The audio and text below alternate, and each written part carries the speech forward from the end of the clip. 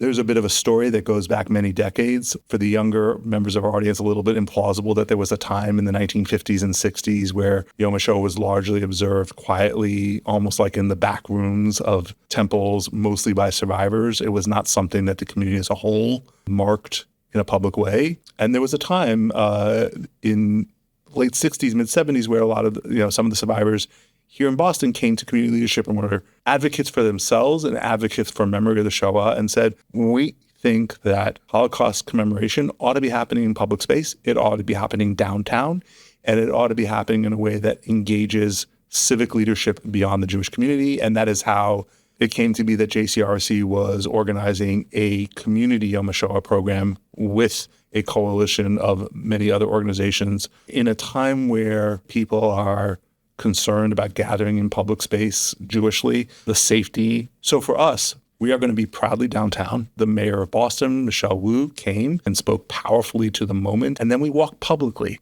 to the memorial. And we join up with other groups at the memorial to publicly say Kaddish together in a public civic space, because we're not going to be afraid and we're going to do our civic work together.